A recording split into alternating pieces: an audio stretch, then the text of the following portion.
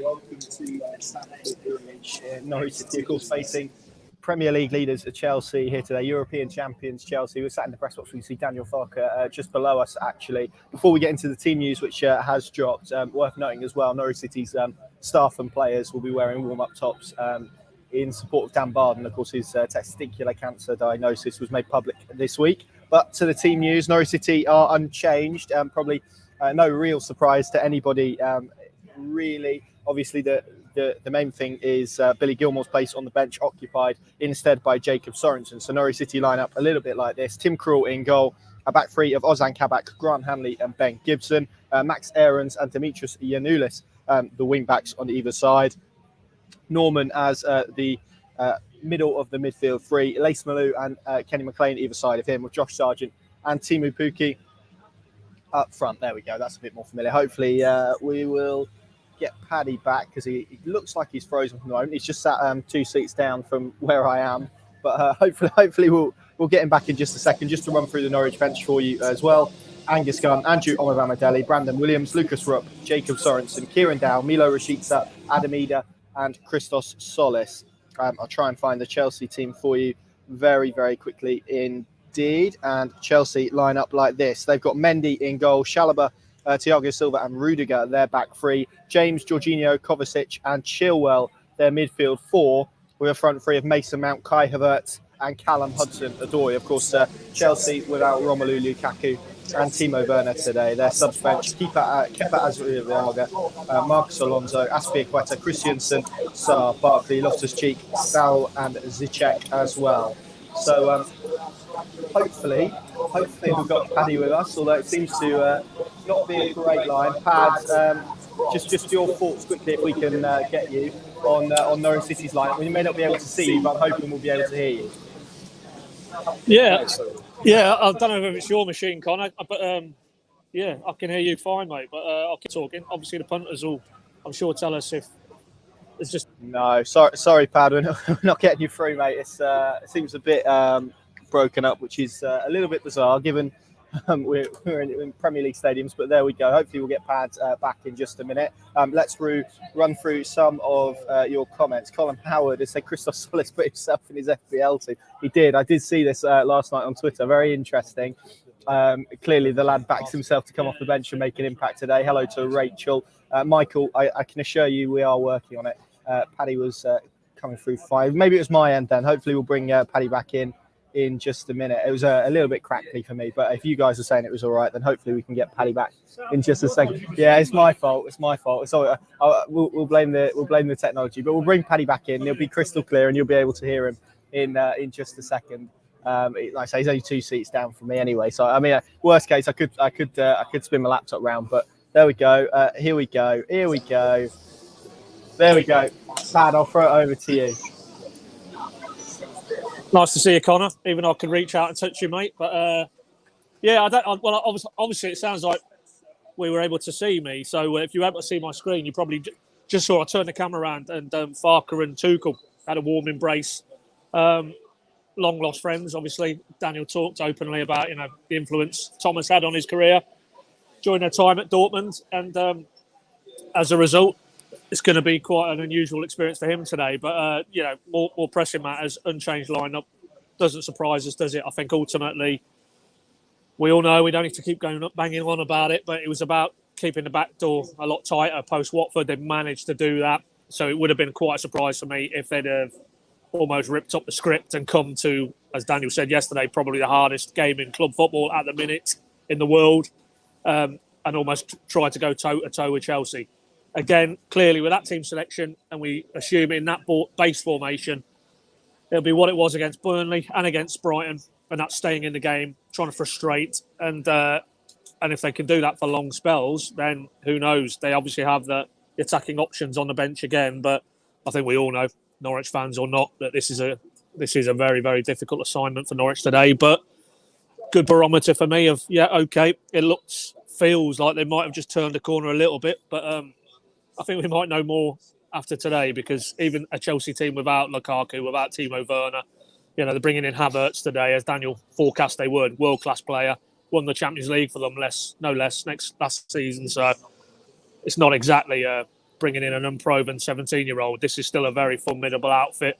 And maybe at the end of this game, we'll know a little bit more about whether Norwich can actually compete against the best. Because as we were discussing on the drive down, actually, you know, the parallels with the Man City game, really, when Man City toyed with them and ended up 5, could have been a lot more. And really, I think anybody, even with a Norwich persuasion, would have been hard to argue that on that game it looked men against boys. And if we see a little bit more of a competitive approach from Norwich today, the result will take care of itself. But if they're a little bit closer to Chelsea than they were to Man City, then that to me is maybe a step in the right direction. But under no illusions, this will take, as Daniel said, their best performance today to get anything, to even probably be competitive. And it still might not be enough because of the quality Chelsea have, but I'm quite looking forward to it. I think it is a game, as Daniel, I thought, encapsulated it very well yesterday. He set the right tone for me. They respect, but they don't fear. They haven't bought a lottery ticket to be here. They deserve to be here for what they did in the Championship, and they want to prove that they can compete with these type of teams. And that, to me, is the perfect mindset. Nobody really realistically expects them to get anything today, so shouldn't be any pressure on them. Go out, express yourselves, and who knows? Stranger things do happen in football. Yeah, absolutely. It does feel like a lot of it is going to come down to how long Norwich City can keep themselves in the game for, and their performance. It's funny because we've got just in front of us, we've got monitors showing the respective formations. Obviously, it's on television today. We can see Glenn Hoddle on the touchline, just obviously giving his thoughts on the team news for the television company. To our left, we've got Norwich City fans filling up we can see probably the bottom half of the away end. I think that's fair to say. There, of course, at that end that Jamal Lewis scored the header in the FA Cup a few seasons ago, and they'll be hoping for a repeat of that performance, really. But when you look at Chelsea's team, pretty daunting, isn't it, for a team bottom of the league, still looking for a win? I guess, Pad, we've probably arrived at Stamford Bridge expecting an unchanged lineup from Norwich City. If there was perhaps one question mark or one topic up for the debate in that side, it was probably Josh Sargent after his miss last weekend. Daniel Farke backs him, probably not a massive surprise, you have to say. No, I think it would have been a huge surprise, yeah, even allowing for that miss, and we don't need to get into that again. That's been done to death. But following on from what I said, that he's part of an 11 who have proven in the last 2 games, at least defensively and without the ball, and he is such a big part of that. His work without the ball was excellent last Saturday. And Daniel flagged that up in the immediate aftermath, while admitting that, of course, yeah, you're a striker, you're judged in goals. Any striker worth their salt has to be slotting the type of chance he missed. But I just think there was enough on balance, following on from Burnley and Everton to a lesser extent, to persist with the Pukki Sargent dynamic. I mean, there's an argument today that they might need his ability to hold the ball up, because you would imagine Chelsea will try and dictate large parts of this game. And if Norwich are under the pressure, then that ability to go long but have the target there who could fight a Rudiger or one or two of Chelsea's other defenders to retain the possession and get Norwich up the pitch, that's a useful commodity. But, you just wonder how many opportunities him and Pukki are going to get today. And as Daniel said yesterday, any they do get, the level of efficiency has to be markedly better than it was against Brighton, because there's no way they're going to carve out the same stack of chances they did against Brighton. Good chances as well, you would expect. Against the Chelsea team, I think, have only conceded 3 goals in 8 Premier League games. You said earlier in the week you had a Chelsea fan on Terrace Talk, and they were almost parroting a bit the process Farke is going through at the minute in terms of trying to make Tuchel's Chelsea a lot more solid defensively and build from a solid base without maybe being overly expansive. And if that is the case, then that underlines that today, anything Norwich do create, they have to be clinical. We keep hearing this word efficiency in both boxes. Well, I think the last 2 games, we could reasonably suggest that they maybe have found a level of efficiency in their own box. But the key, not just today, but maybe the key for the rest of the season, is can they actually now carry a goal threat? And of course, that's a wider debate about players and Jolices and Rashiks of this world, maybe in Cantwell if he comes back into the fold, and Kieran Dowell and Adam Eder, of course. But also, as a collective, they need to be able to cause Premier League opponents defensively more problems than they are doing at the minute. And if they don't, then we all know that it's not going to be enough just to be resolute and try and grind out a draw here, a draw there. That isn't the path that's going to keep them in the division. So maybe today isn't the right environment to sort of stress test what they can offer offensively. But you'd still like to think that if they do get an opportunity, and if it falls to Sargent, there's a guy who needs a goal, needs a Premier League goal, because every game that passes by, and we see a lot without the ball, but not too much in terms of goal scoring, the questions will persist, won't they? Because he came, obviously, to England, as we all know, as Daniel has pointed out, with not the most prolific of goal scoring records in the Bundesliga. And until he starts to score regularly, those concerns, I guess, are going to surround that man's inclusion in the team.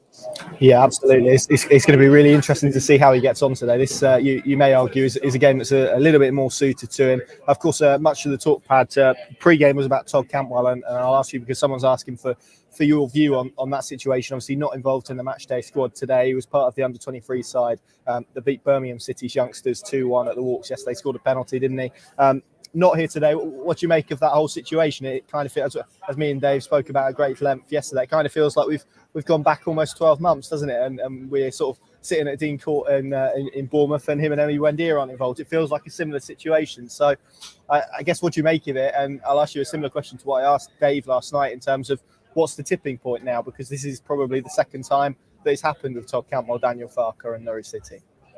Yeah, I mean, I watched you boys yesterday evening and pretty much echoed everything you said. I think ultimately what we have here is we have to take at face value from what Daniel has said. And again, was very good, I thought, in terms of his reasoning. From his point of view, the guy isn't Premier League ready in terms of, 2 months. I think he said he hasn't really trained fully 1 week in that 2-month period. And there's reasons for that, personal reasons.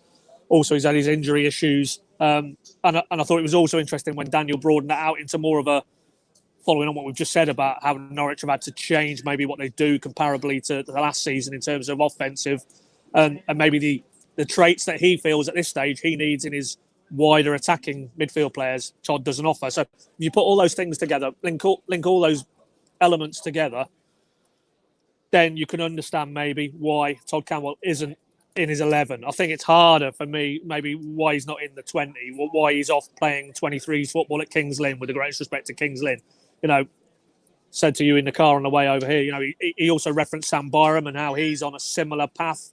Sam Byram wasn't at Kings Lynn yesterday evening, was he, playing for the 23? So, we'll take what Daniel says at face value, and that it is simply about he needs now to prove week in, week out on the training pitch to start with, a consistency in terms of his approach, the mental and physical levels he needs to hit to be coming back into consideration.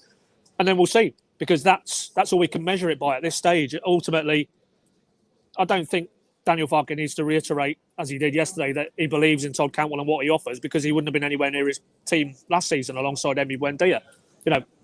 A fully focused, in Daniel's view, mentally and physically ready Todd Cantwell would surely come into the equation, because 2 seasons ago, against these opponents as well at Carrow Road, he proved he can operate at the Premier League and level. And 2 years further on, he's got all that extra experience. He should be a far more, leading light in this 11, because ultimately we're talking about a team who aren't scoring or creating huge amounts. Maybe Brighton, you would disagree, they created plenty.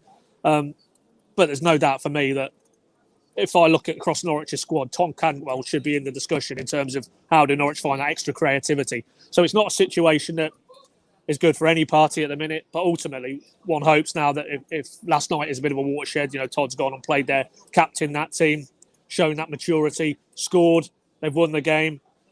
He comes back, Monday morning, gets his head down, has a good week behind him, a full training week, and then we'll see where we go, because I don't think Daniel Farke is necessarily a coach who's going to keep him out in the wilderness if he feels he's responding to yesterday the public criticism, if you want to call it that, but certainly everything he said to us through the media and then on to the fans yesterday, he'll have sat down with Todd and maybe his advisors and said the same thing. So it won't have come as a huge shock, anything Todd Cantwell heard yesterday from his head coach. Ultimately, the ball is now very firmly in Todd's court, and it's up to Todd to almost prove Daniel wrong and then ultimately prove him right. And if he does that, I think we'd all agree Todd Cantwell, at his peak in this Norwich team, can add something in terms of the creative mix. And we're talking about Josh Sargent and what he offers, but ultimately, if we move on from here and we move through the next 2 or 3 games and they're still struggling to score goals, then the clamour for Todd Cantwell is going to grow and grow. So, and Daniel will be well aware of that. So, I think just take it really in the context of it's just another test that Todd, another hurdle that Todd has to clear. And, you rightly referenced, we've had this in his Norwich career before. Originally, he went out and had to go out on loan and prove himself. He's come back and has proven himself, and now he has to do it again. And that's what it's all about. If you're a young player, certainly at this level, you're going to get challenged week in, week out. And questions are being asked by his head coach. And it's his head coach's opinion that matters in all of this. So, I certainly at this stage, I'm not reading overly into contractual situations and January's window around the corner and that discourse. I think it's very simply, as Daniel framed it yesterday, about Todd Cantwell getting himself mentally and physically in a position where he comes firmly into Daniel's thoughts. And if he does that, then it's up to Daniel then when he's ready to bring him back in. But it's certainly not a situation that any party really needs. I don't think it's healthy for Todd Cantwell at the minute. It's not really healthy for Daniel to have to be filled questions about Todd and why he's not in his plans and what that says about Todd, what that says about Daniel. So it's a situation that's there. We all have to deal with it, and let's hope that they do find common ground. And if they do, then I think ultimately there's a win-win to be had, because Todd Cantwell playing well is good for Norwich and it's good for Todd Cantwell. Excellent. Thank you, Paddy. Thank you all very much for persevering. See, Paddy's still frozen on my screen, so I'm beginning to think that it's my laptop, to be honest. But all good. Let's hope it holds up. PinkUn.com, the place to go. If you can't watch it on TV this afternoon, we of course have a live blog on PinkUn.com. Plenty of analysis and reaction as well to this game at Stamford Bridge. Let's hope it's a performance and a result that Norwich City can be proud of come a couple of hours' time. Thank you all very much for watching. We'll see you again very soon.